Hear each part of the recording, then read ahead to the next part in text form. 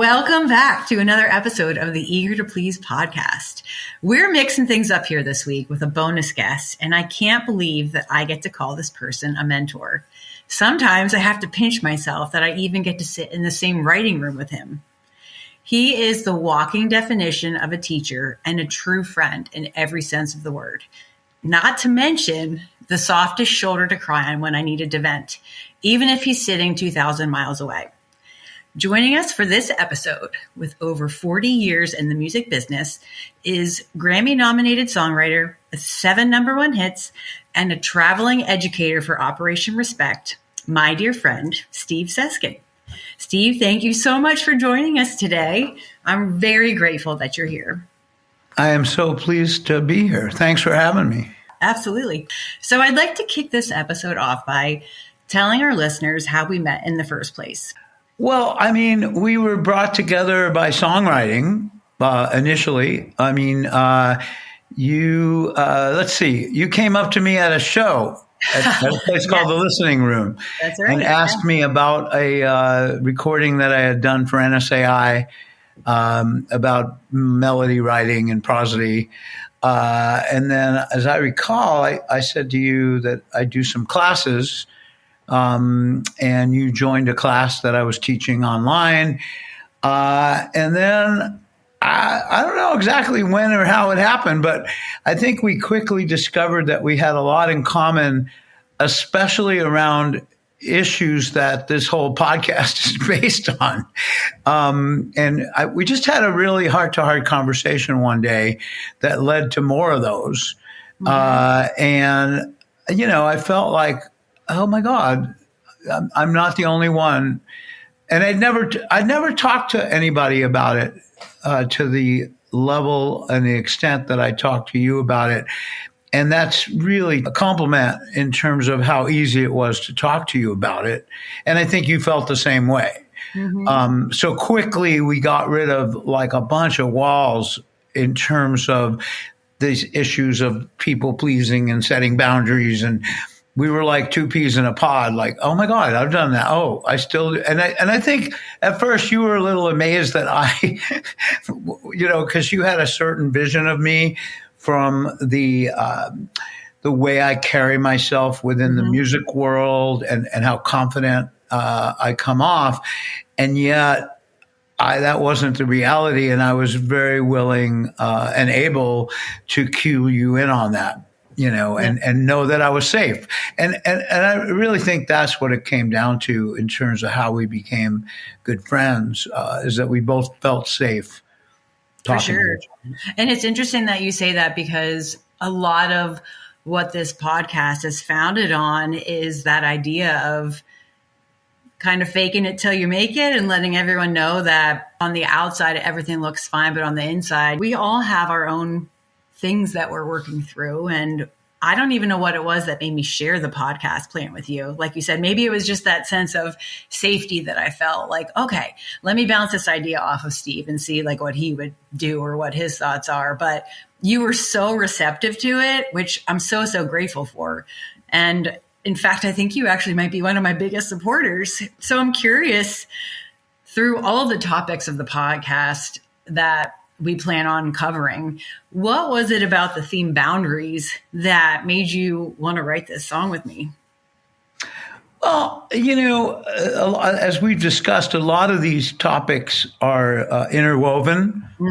People pleasing, saying yes when you mean no, you know, all go to this particular topic of this month, setting boundaries, and how hard that is sometimes for people who have a tendency towards not wanting to disappoint people, always wanting to, okay, well, I can make that work.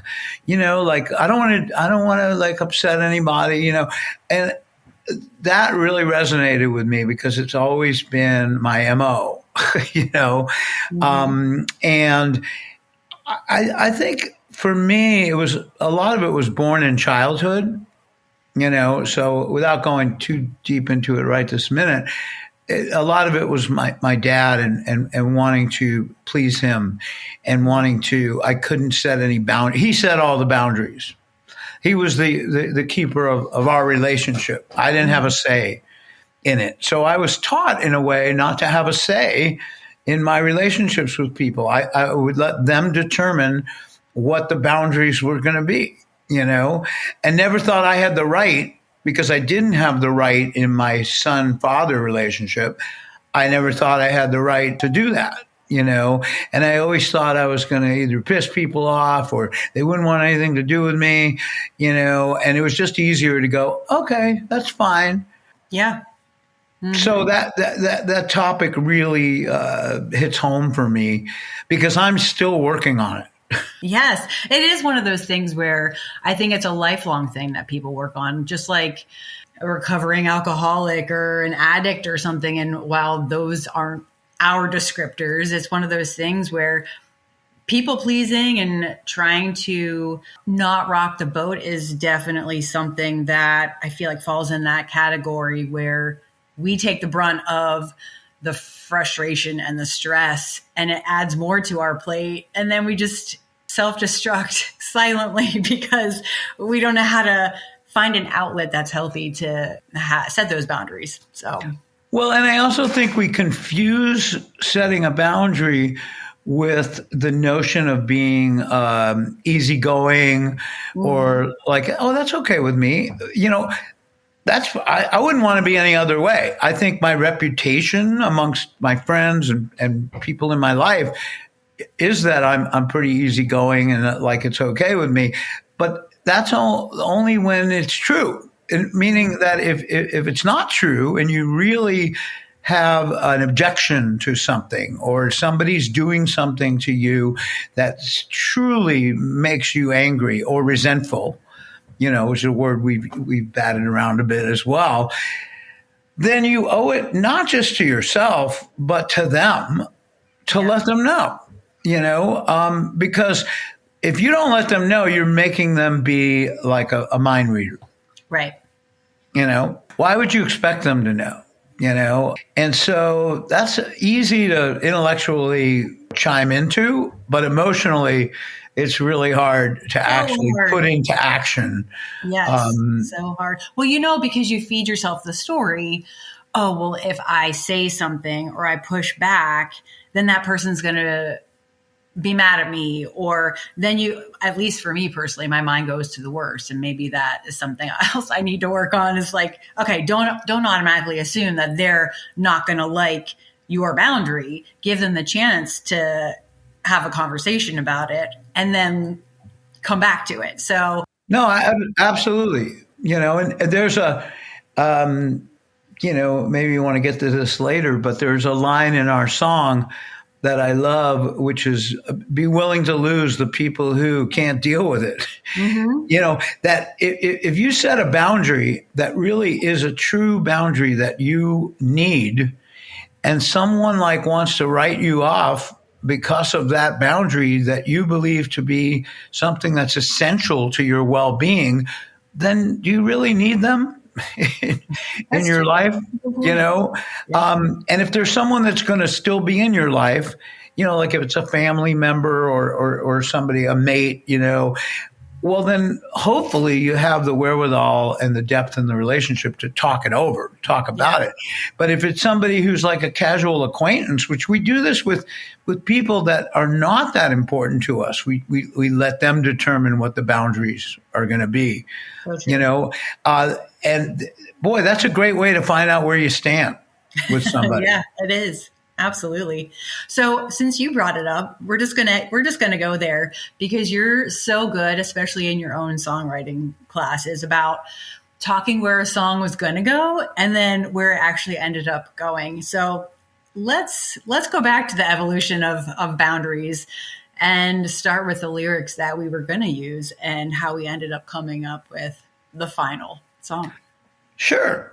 Well, as I recall, we wrote the chorus first because that's something I like to do in songs because it's the big picture idea, And I remember the chorus coming to us pretty easily. I take care of everyone but me, and I was like, yep, there I am. It's about time that I set some boundaries.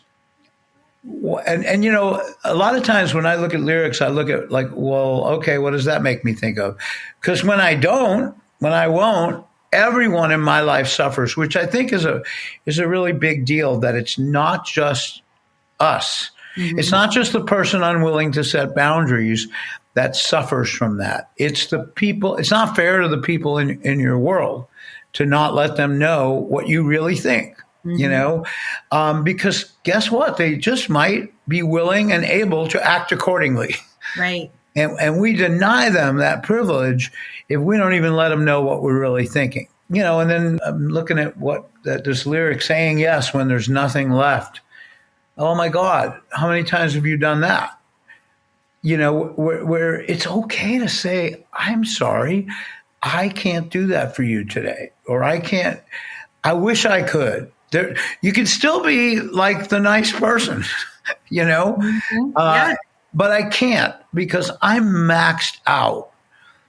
And if I take on one more thing on this plate, not only am I not going to do a good job at the thing I'm agreeing to for you, I'm going to mess up all the other things that I have on my plate. So knowing your limits is one thing, but also being able to express those to somebody else is doing them a favor somewhat. Absolutely. Yeah. And then I think we were looking, as we always do in songwriting, for like examples of things. And I think, we started out with a pretty casual, seemingly simple thing of running into somebody who wants to judge. We all say to people, hey, how are you? Right, exactly. And we're rushing to pick your kid up or to go to this or that. And you're just hoping they go, oh, I'm doing great. Good to see you. Right, exactly. And then sometimes people are not doing great and they start going into a diatribe about everything. And you are like sitting there going, oh my God, what have I gotten into? I don't have time right now to hear what they're trying to say, but I do care. Right. I just don't have time to care to the extent that I care right now. And that notion of like, if you're prone to this, it's like some people would say, I'm sorry, I don't have time right now. And yet people like you or I have trouble saying that. So you're sitting there listening to it. Mm-hmm. And there's a line in this verse that says, I want to help. I'm happy to do it, but I'm not helping if I'm not listening to a word they say. So you're tuning them out, but you're making it's a lie. You're making them think that you're listening because you don't want to disappoint them. But meanwhile, you're not listening. Yeah. Your mind is elsewhere. And so, we all do that to some extent, but like as a way of life, that really doesn't work too well for anybody. Mm-hmm. So that idea of illustrating something to the extent of I take care of everyone but me, it's all about the other. I let other people set my boundaries. Doesn't really work. I don't know. And then later on, we talked about turning that corner. Like I'm not going to do that anymore. I'm not. I feel guilty when I say no. I shouldn't feel guilty when I say no. I should feel proud of myself for saying no because that's what I meant. Right. It's a pretty simple delineation. One is a lie and the other one is the absolute truth, despite the fact that it might be upsetting to the person you're saying no to at that moment. At least they know where they stand, Mm-hmm. One of my favorite lines in the whole song is, it's hypocritical to say I will when I'm not feeling it. I'd be so much better off revealing it. Because it seems like at that moment you wouldn't, well, what do you mean I'd be better off revealing it? I'm going to disappoint them. They're counting on me, all this stuff. But then if my heart's not in it, I'm not able to deliver, what's the point? Mm-hmm. Yeah. Hopefully people find some empowering lyrics in that song. I know it's true to us, so I'm sure that it will be true to others as well. But what I'm also curious about, Steve, is that we both have similar feelings, But my idea of boundaries as a female, I'm curious how that differs from your idea of boundaries and people pleasing from the male perspective. When you hear about people pleasing, it's usually like the female being the coddler, but that's not necessarily true, which is also one of the things that you had given me feedback on my podcast plan. You're like, don't exclude the male population. Well, I think not only do we exist too, but that we suffer somewhat from the same syndrome, or at least some of us.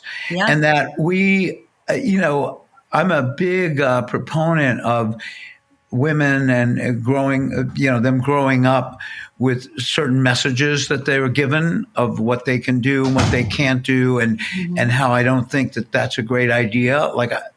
But I also think men get their share of messages too. Yeah. There's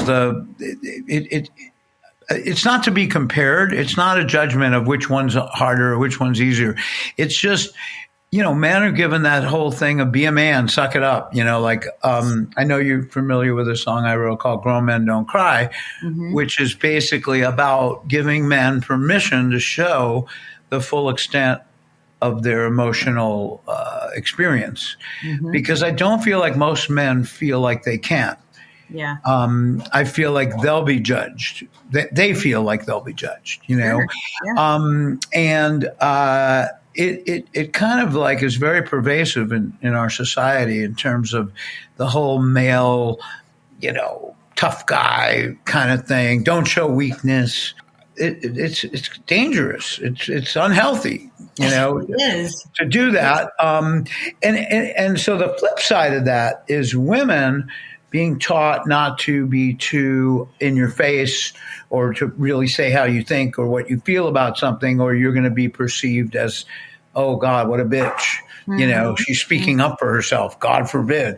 All of that is bullshit, whatever. It's on both sides of the coin. It kind of doesn't lead us to reality checks of what we're really feeling. So that a lot of what we end up exchanging with people is based on this limitation that's been put on all of us in different ways.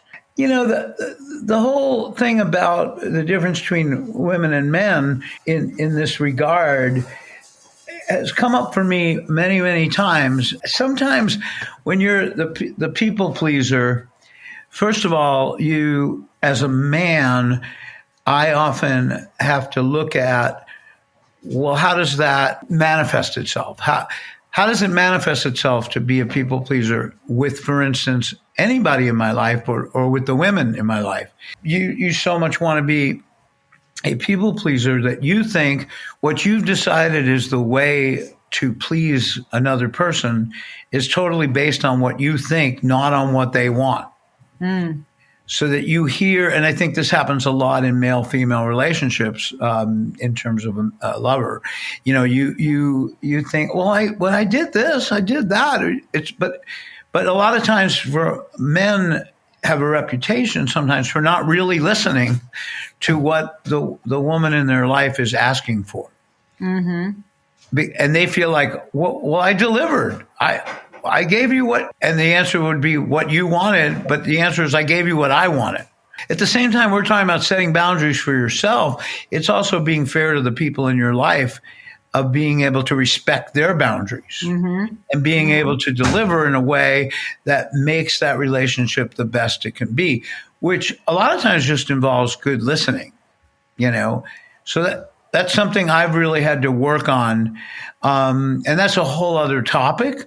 But it's like listening to somebody without thinking about what you're going to say as soon as they stop talking. Yeah, you took the next thought right out of my mouth, and it was going to be what you just said about communicating. I think is like the crux of a lot of human interaction and relationships, and being able to communicate effectively, whether it's through listening or talking, being in tune to what that person is either asking or saying that they don't want, exactly the opposite of what we wrote about in our song in the first verse. Like, I'm here, but I'm not really here because my mind is 10,000 miles away because I have all these other things that I've got to do. So I'm curious, as you've grown as a person and as a husband and a father, what are some strategies that you have used effectively to communicate boundaries to whether it's your family or coworkers or?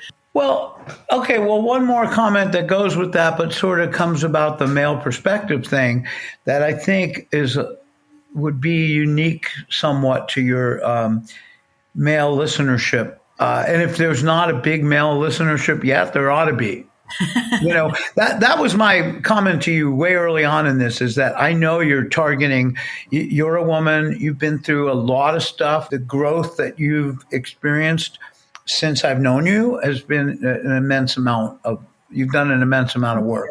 Thank you. And went through the mill to do it. The thing is, I know you're, first and foremost reaching out to other women who've had the same experience or are about to, and that's great. But I feel like this podcast and everything it's talking about is just as useful to men in a different way. Their experiences are going to be different, but the concepts are the same, And so one of the things that's very interesting to me, and I hate to keep bringing up songs I've written, but I know the song I Think About You that I wrote with my good friend Don Schlitz. Mm-hmm. And it's a song about a dad thinking about his daughter. And basically, and you can, if anybody wants to listen to it, I have a version of it on YouTube. Colin Ray recorded it. It was thankfully a #1 record. And we wrote it almost 30 years ago, long before the Me Too movement. And we were like willing and able to make a comment about something that we felt to our depths of our souls, which is a respect for women that we've always had. Mm-hmm. And that the song is about a dad who is thinking about his teenage daughter, and he's thinking about the way society objectifies women and sexualizes women in terms of how they sell us things. You're meant to, you see the nice car with the beautiful blonde standing by it, and you're sort of made to think if you had that car, you'd have her too, kind of thing. Right. And on the surface, maybe there's nothing wrong with that. It's just part of life, Well, there's something wrong with it when it crosses a line. Yeah. And the idea of what women have to put up with from men, unwanted, objectifying and sexualizing, is just ridiculous to me. Yeah. And one of the things that I've had to deal with as a guy is the sort of boys club, the guys club, where I have known men. So back to talking about setting a boundary, who I've known men who I think are really cool, like on a lot of levels. They're friends of mine. And yet when they're together with a group of us, they think it's okay to just like look at some woman walking down the street and go, "Oh my God, look at her!" Like, and imagine her with no clothes on, sort of thing, and talk about it, even if it's not. In other words, it's overtly not okay to like do that to her, to make her feel that way. Mm-hmm. But it's also not okay for me for them to talk about it when I'm there. Yeah. I'm not comfortable with it. Sorry. Like you can be, they're just boys will be boys. Yeah. I go, yeah, I guess, but like grow up. Yeah. And so that's been a boundary that I've had to set with certain men that I know. Like, talk about whatever you want, but when I'm around, this just doesn't sit well with me. It's a really good boundary to have, though. So I respect that and appreciate that as a female. We don't want to be objectified like that. So yeah, wow. But it exists, like you said. Well, and I'm sure it exists the other way as well. And again, the important thing is the real important thing about all that is to not put it in the lap of the other person. But I don't think women as much, they might get around, like 3 women might talk about, "Oh, look at, he's hot. Look at that," whatever. But I don't think they're going to like be whistling cat calls at him and making him feel uncomfortable, So that's why we wrote the song, was to stop men from like, hello, get a clue here. Yeah. Where do you come off doing that? And so that's just a boundary based on like what I believe. But it's been hard because there's been some guys who've said to me, "Oh, come on. Like what? Come on, Steve. Why are you so serious?" Something So you're not going to bend on. That's good. in terms of the family thing, oh my God, that's a whole other issue because as you can choose your friends, right? I've heard that. Oh yes, yes. I've heard this. Yep. But you Choose your can't friends, choose but your not your family. That's right. yeah. And the thing is, in that regard, I think our family, including us, takes advantage sometimes of that. Meaning they push the boundaries and they check like let's see how far I can go with this because you always hurt the ones you love sort of thing. Well, she's not going to I'm her sister. She's not going to blow me off, or I'm your mom. You're my mom. And you and I have both talked about this, about the way family members sometimes almost take advantage of the fact that you're not going anywhere. Yeah. But where does that lead us to? That we still have to stand up for ourselves within our family members and tell them what we're really feeling. It all comes back down to that honesty thing of it's not complaining. Just if somebody hurts you, you need to let them know about it. It doesn't mean that you're going to write them off. It means that you don't want it to happen again. Yeah. My daughter, my oldest one, calls that the doormat syndrome. And I feel like it's so interesting that my 14-year-old knows about, or at least is aware of what that is. She might not necessarily equate it to people pleasing or this whole big thing that I'm doing with the podcast, but it starts as early as that, and probably even younger. Obviously younger, because things happen to you as you're growing up. Yeah, I just find that so interesting that she already knows. Well, and she's also probably, forgive me, seen you be a doormat in a situation where you shouldn't have been. Where you just went along with something. Yeah. But your daughter is probably incredibly tuned into knowing your pain when it's there. Funny, I feel like that's true. Kids pick up on stuff when you don't think that they do. Yeah. Absolutely.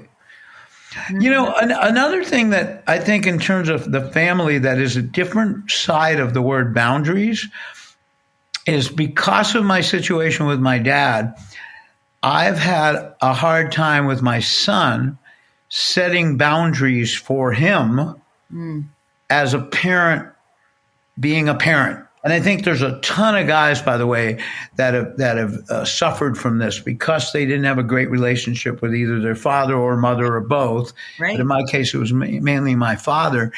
I didn't want my son to feel like I was the father, like my father was. So I wanted to be his friend. And sometimes in wanting to be his friend, I forgot that I was his father. And as you know, raising 3 girls, you must be the disciplinarian at times. Yes. You must say, because I said so, right. Because I'm the parent.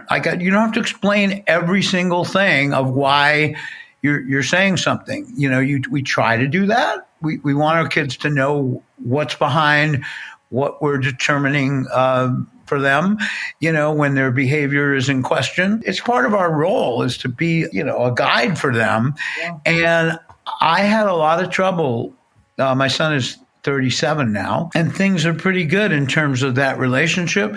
But growing up, oh my God, it was so hard for me to really come down on, be the disciplinarian, because the thing is, I never wanted to be over the top ridiculous like my dad was. And I certainly never wanted to, I don't believe in physical beating your kids kind of thing. And yet that happened to me all the time. So I was always afraid that if I went even a little down the road, I'd kind of break and go down my dad's road, which was not a pleasant one. Yeah. And it probably wasn't true, It's the same thing. Everything we're talking about. We think that the ramifications are worse than they really are. Mm-hmm. And going back to your comment earlier, which is why it's so hard to differentiate all of these aspects of people pleasing and all of the topics that we want to talk about on the podcast, because they're all so intertwined. Last month we just talked about family matters, and we're a product of our raising. And sometimes we want to overcompensate for what we lacked as kids to give that to our kids, or vice versa. And so, you just gave a perfect example of how my dad treated me is not how I wanted to treat my son or raise my son. And so then you end up becoming the friend and not the parent. And so it's so complex and interesting. I find it so fascinating now that I'm of a more clear mind doing some of this internal work myself. It's like, oh my gosh, it's so wild. Psychology is very interesting. Oh, very much so. And what you just said brings me back to one of the other first questions you asked about where this song came from in terms of the writing of it. Mm-hmm. And you said the work I'm doing. I'm a bit more clear-minded now about the work I'm doing. You're still doing that work, and one of the biggest rewrite things that happen in this song, I think you remember this, is we used to have in the chorus the idea of saying yes when there's nothing left, keeping what I want undercover. I keep making that mistake. What's it going to take to set some boundaries? And I came to you with the notion of like, Natalie, is it okay if we said instead of I keep making that mistake, which means I've gotten nowhere. Yeah. And we changed it to I'm done making that mistake. I got what it takes to set some boundaries. The done making that mistake doesn't mean like you're never going to have a setback or you're never going to, I'm done. Because I got what it takes to set some boundaries means I believe that I can do this. And I'm further along now than I was 6 months ago or a year ago. And I remember kind of priming you on that lyric because I thought it was true of you.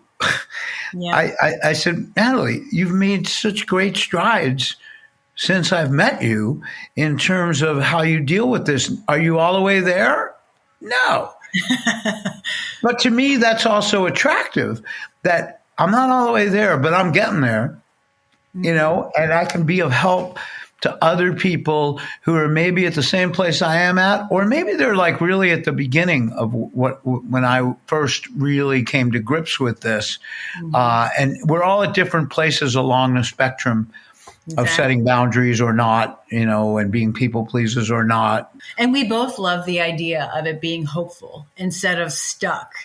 And for so long, I felt stuck. And having that light at the end of the tunnel, that hopefulness, you're going to get there. It's hard work, but just keep digging in, and eventually you're going to see some progress. So I believe that, and for the timeline of when that is a little different for everyone, but it's one of the things that draws me to the whole project that you're doing.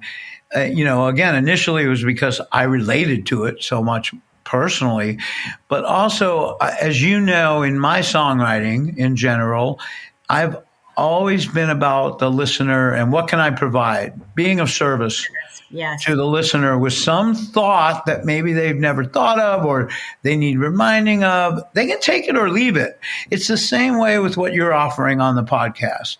It's like I'm here you, in this case, are there to provide some food for thought and some emotional heart connection to something that somebody's either going to relate to completely, a little bit, or not at all. And you can't control that, but thank God you're actually doing it, that you're being of service in this way. I think it's fabulous, and I will continue to do whatever I can to support you and your mission. Thank you so much. That definitely means the world to me. So I guess part of the whole reason why I wanted to do this podcast was to be able to be vulnerable with the listeners and to hopefully have some of, like you said, that human connection. So I did want to share with you while we're here chatting one of my recent setbacks where, I think that I'm good and my head's in the right spot. And then something happens and I feel like, oh, God, I get my head in this space where I just keep dwelling on it and dwelling on it and dwelling on it. And had I just come forward with my personal boundaries, it would have made the situation a whole lot easier and probably caused me less anxiety in it. So as I've shared before in previous episodes, I've been divorced now for almost 2 years. And, for the most part, things are pretty peaceful, as peaceful as they can be. We do it obviously for the girls and, it's not like we hate each other, but it's just sometimes very awkward. But I was recently asked to watch the girls on a day that was not my week. And I had already made plans like months in advance. And so instead of coming forward and saying, you know what, I would really love to help you. And that I would help you out, but I've already made plans. And just to see what he would say. But instead, right away, the girls have always been my priority. I said, you know what? Yes, I will take them that night so you can go and do whatever you need to do. And then now I'm stuck with not only my problem of having to forfeit some of what I was going to do on that evening that I didn't have the girls. Now I'm taking on the responsibility of trying to get them to school the next day because they're with me on a couple days that I don't have them. And so I had been sitting on this and stewing on this and being resentful and hating myself for saying yes, because I wasn't able to say, this is my boundary. I can't help you, but what other solution can we find? So, and you were sure about that boundary. I mean, you didn't have any question that should have been your answer. You were just unable to make that your answer. Exactly. I know it. And so again, I have setbacks. I'm not perfect and I'm working on it, but man, it like burns me up too, because it's one of those things that just festers. Well, and I think you are certainly not alone in this in that syndrome. It's an ongoing proposition. Mm-hmm. Why would we expect that we could break an entire lifetime of behavior in like a very short amount of time? Right. And so the notion that your setbacks are fewer and far between is something to be proud of and to hang on to, and to keep getting better and better at recognizing when the old voices make you do something that is not what you really want to do. Mm-hmm. And I think this is a great example of the difference between being a nice person and being easygoing. And if you had not had other plans, and I don't want to reveal too much here, but I will say one thing: your other plans had something to do with your music. Yes, they did. Right? My baby and my passion. Yes, which is super. Which again, that's how we met. I know how important that is to you. It had everything to do with you moving to Nashville when you did. So that's a big deal. And the idea of you sort of not standing up for that, because you're always going to stand up for your girls. Right. I know that about you as much as I'm sitting here living and breathing. But the music thing is like, it's almost like you didn't feel comfortable thinking that was a good enough reason to say to your ex, I'm sorry. And by the way, that being a nice person is not like, no, I can't do that. No way. How dare you even ask me? That's a different response than, I'm sorry. I wish I could do that for you, but I can't. Bam, I can't, because I'm going to this thing that is for my musical development, and so I can't do it. I really hope you find an answer. But the answer is not going to be me this time. Mm-hmm. And so, and by the way, again, you and I talked about this story, and I don't want to reveal whatever that, but there was a time not that long ago where you said yes, and a time when you meant yes, because you didn't have a plan, and you were able to say, I'll take the girls that night. That's fine, as it should be. So what's wrong with this picture? It's you do have plans. That's what's wrong with it. And you can still be nice and go, I wish I could do that. Or maybe come up with some sort of compromise where, I can do that part of it, but not that part of it. But it all comes back to the setting boundaries thing. And don't beat yourself up about it. The fact that we're talking about it and that you recognize that you did something that was a setback is huge. Thank you for recognizing that. It also brings me back to, I had read something recently that said 20 sentences I wish I'd read sooner in life. And one of them was, you teach people how to treat you by what you tolerate. And so I love that. Me too. And it so resonated with me. And right away, I thought of this situation that we just talked about. It's like, he's going to keep asking me to take the girls on days that he has them if I don't know how to set a personal boundary in a respectful way. Obviously, like, I want to have my kids. I would have my kids 100% of the time if I could. But that is your responsibility now to figure out what to do. So I don't know. I love that quote, and it is definitely a reminder of.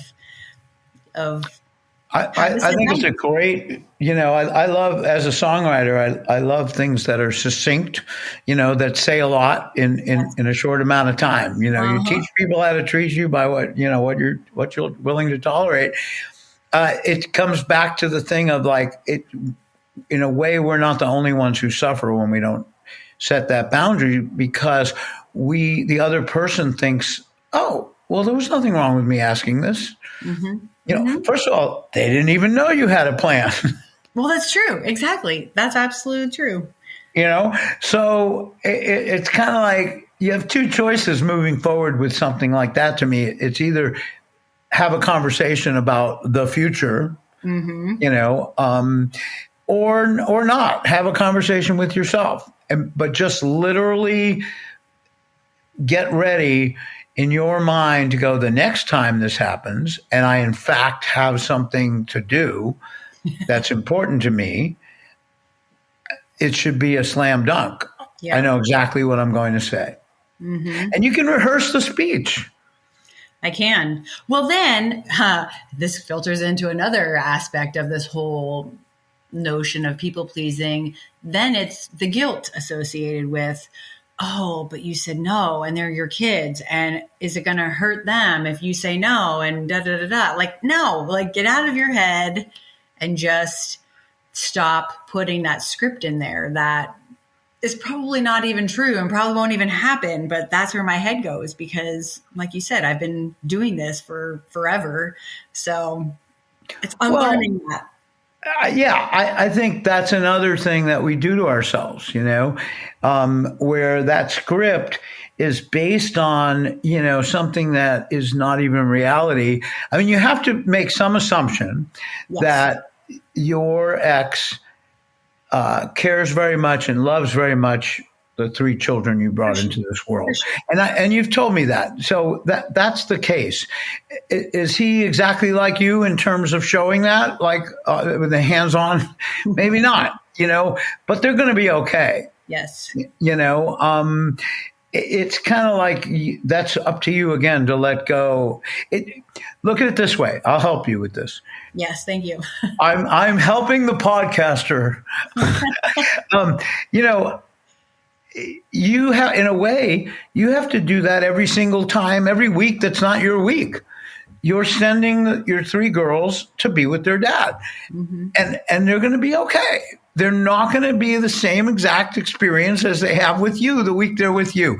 And that's the only difference. That's exactly the same as if you'd said, no, I'm sorry, I wish I could do that, but I can't. So you're going to have to figure this out. You have to along with that comes with a notion of the trust that he'll figure it out. Yeah. Right.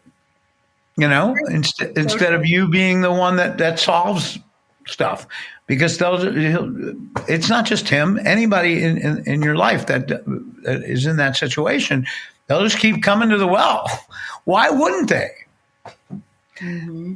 That's the thing. People in our lives do not help us get out of this people pleasing, setting boundaries or not, saying yes when we mean no.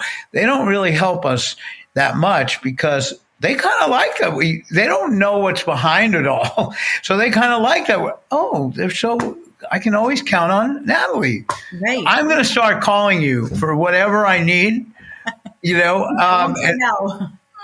I may take advantage of that. Watch out. I'm just kidding. I think you asked me a question the other day about describing when I had to say no to a friend or a family member to maintain a boundary. So this was a different subject to me. You've set the boundary, but the other person doesn't respect the boundary. Mm-hmm. There's always that possibility, isn't there? Yeah. Has that ever happened to you? Oh, for sure. For sure. So sometimes you're being tested to restate the boundary. Like, didn't you hear me? I said, right. I'm not comfortable when it doesn't mean they're going to just adhere to it all the time. Mm-hmm. And I thought of a couple of examples quickly who times when I set a boundary and somebody just didn't respect it, or they were unable to respect it. And I had to be the one. How we were talking about like being worried about losing someone mm-hmm. who can't deal with our boundary. Yep. Sometimes you have to be the one that go, I can't deal with like being a friend of this person or in a relationship with this person because they don't respect my boundaries, which is a detriment to me setting them. Right. I already have trouble setting them. And then I go and set them and like you could act like you could care less, and that's always, you run the risk that that's going to happen. Mm-hmm. And I thought of a time when I hate to keep, dwelling on male behavior, but I was really good friends with in my 20s and early 30s for years, for like 15 years, with a couple. And it was a couple I met, they were young and in love, and they were fans of mine in the beginning, and then we became friends, and it became apparent. Well, first it was a rumor that the guy in this couple was like constantly cheating on his wife. Oh. And at first it was just hearsay. It was just like, oh man, they'll remain nameless. Yes. What so-and-so is doing, and I'm like, no way. Like in other words, it just didn't seem possible to me. Mm-hmm. Because I equated how happy they seemed with each other, and I knew them separately and together, and it just didn't make sense to me. Then it kind of like, oh, I think it is happening. Like something happened, but I wasn't sure, and I still gave him the benefit of the doubt. Right. And I don't remember the exact situation, but I basically talked to him about it. That I think you should know that, like, I'm hearing all this, and he denied it, Right. And then about 6 months later, he tried, this was the boundary that broke our friendship in two. He tried to engage me in a lie as a alibi. Oh boy. And I was like, really? Seriously? Right. You want me to lie to your wife, who I value as a friend, who I think is a fabulous person? You idiot. Right. Like, I can't stop you from doing whatever you want to do, but do not involve me in it. Right. Oh. And he couldn't see, he basically could not see that it was wrong even to do that. That he basically called me out for like not being a good friend. Oh, and I went, no. But it was still hard for me, even under those amazing situations. That it should have been really easy to draw that line. I was like, oh, well, it sounds like I'm going to lose this friendship. And then the worst part of it was I basically lost both friendships. Oh no, even her Yeah. too? Ugh. Well, because, they're still together, by the way. No way. Oh 40 man. years later, and who knows whatever that. But my point is, it's not a cool thing for somebody to ask you. That's a pretty obvious boundary.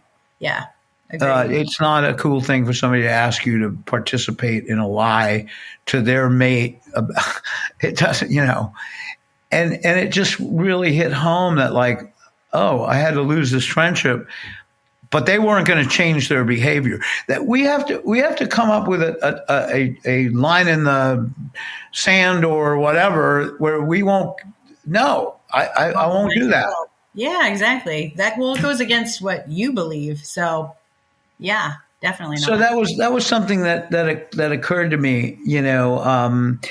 When you were mentioning, like, setting boundaries with friends. And the only other time that I can think about it is, without going into the whole thing, politically. We live in such a divided country right now, and I violated a boundary with somebody who asked me not to talk to them about it.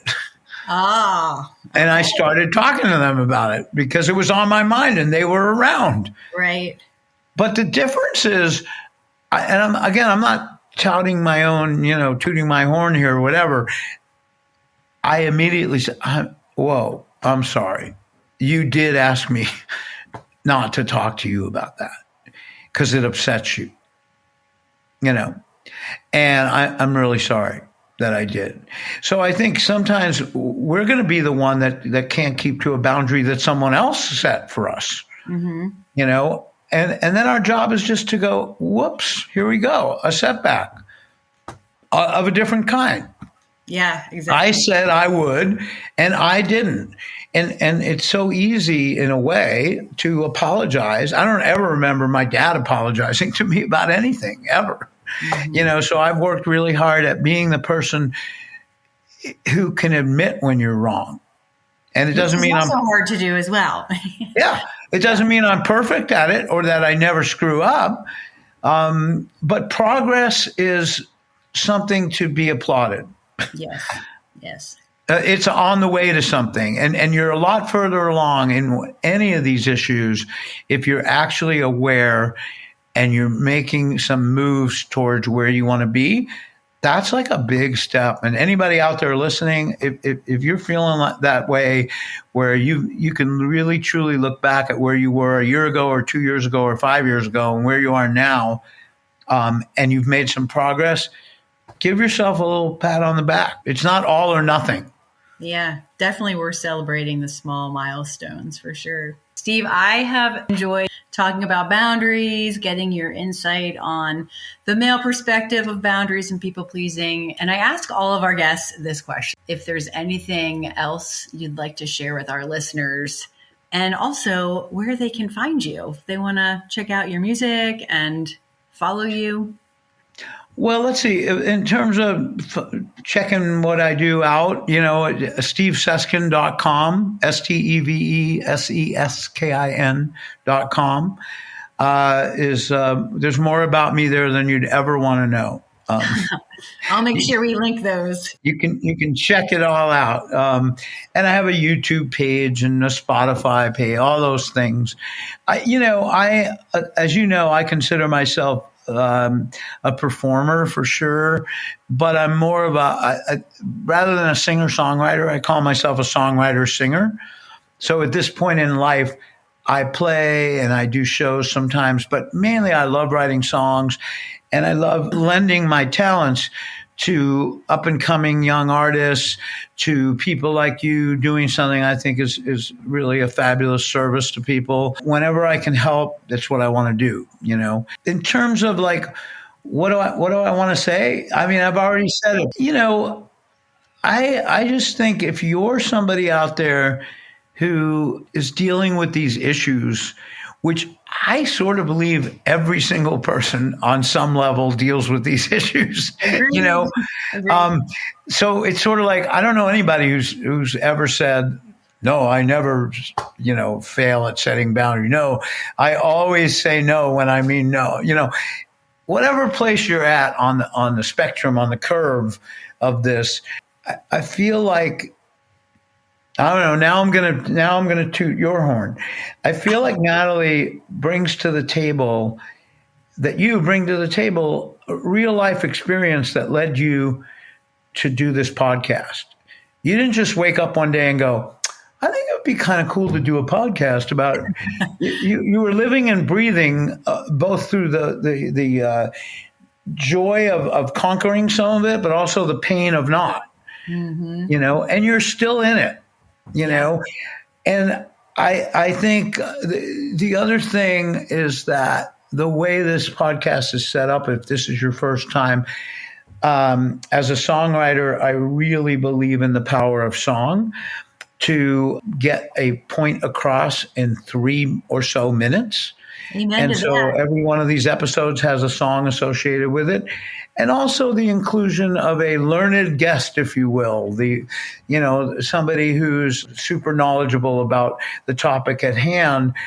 So to me, that's the whole package. That's the emotional package, the intellectual, informational package, and then the whole idea of your life experience. So there, I'm a fan. Thank you. Back at you. And I look forward to us writing more songs as the topics broaden. Absolutely. You got yourself a deal. Thanks, Steve. All right. All right. Good spending time with you. You too.